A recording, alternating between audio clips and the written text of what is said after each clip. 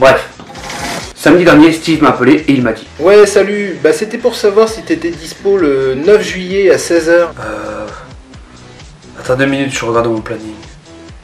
J'ai jamais eu de planning. Je savais qu'avec Steve, c'était toujours des plans galères. J'avais envie de dire non. Oui. Il a dit. Ah, super. T'es un pote.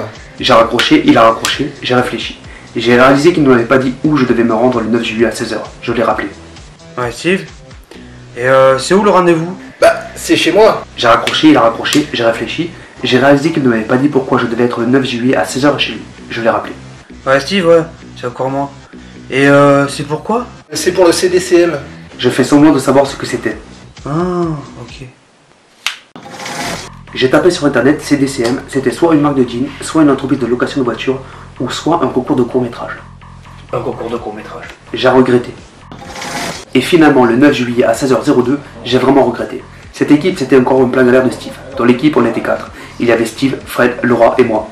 J'ai connu Steve il y a 10 mois, 14 jours et 8 heures.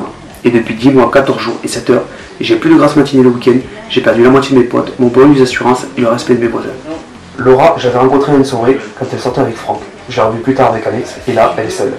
Le problème, c'était Fred, le dernier membre de notre équipe. Lui aussi était sur Laura. Durant la soirée, il m'a envoyé 1, 2, 3, 4 regards méchants. Et à un moment, Steve a lancé. On va commencer par lire le règlement, hein, c'est important. Donc, on a le droit à tout. Par contre... Et il a continué comme ça pendant 10 minutes et 37 secondes. Puis Laura a proposé une super idée. Et si on écrivait le scénario? On pourrait commencer comme dans un message lointain.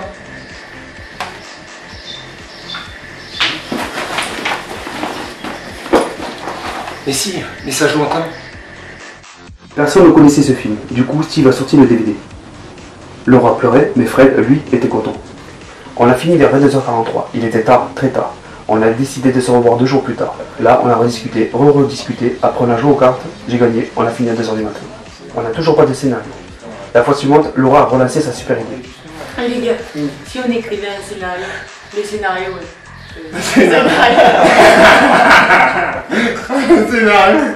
Cette fois, on a vraiment commencé le scénario. Fred a commencé avec des idées stupides. Et si on faisait une histoire de sauvetage avec des trucs bien sensuels? Non, au mieux, on fait une histoire d'amour. Ça marche toujours.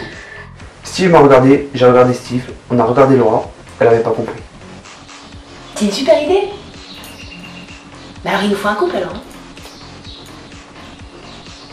Non en fait c'est du déjà vu. Elle a compris. Fred a dit.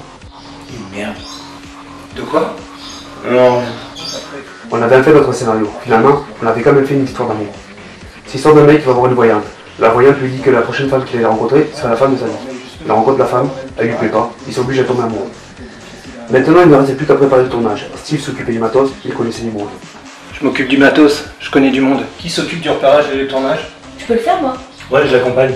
Je lui ai lancé un regard méchant une fois, 2 fois, et la 3e fois, j'ai bien compris qu'il en avait rien à foutre. J'arrivais pas à allumer la caméra et j'avais pas envie de passer pour un con. Quand cache c'est mieux. Je suis passé pour un con. Il était pas à l'aise, mais Steve a dit. Tu viens, on va commencer. Moteur. Et j'ai essayé de m'inspirer de Bruce Willis. Action. Je me suis aperçu que 1. J'avais une tache sur mon t-shirt, 2. J'avais un truc coincé entre les dents, 3. J'avais la braquette ouverte, 4. On voyait très bien que Laura me faisait de l'effet, et 5. Je suis pas Bruce Willis. Laura, la voyante me l'avait prédit. Tu es la femme de ma vie. Coupé. Steve m'a regardé, On change les acteurs. il a regardé Fred en lui faisant un signe de la tête. On va pas se couvrir. Non, on va... Moteur. Scène 3, prise 22.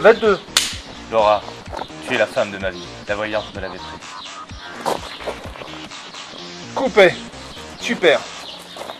Vraiment, celle-là, elle marche. Voilà, on avait enfin réussi à finir le tournage. À regarder les rushs, Steve m'a expliqué ce que c'était, mais j'avais pas très bien compris. Il a fallu regarder les 237 prises à la suite.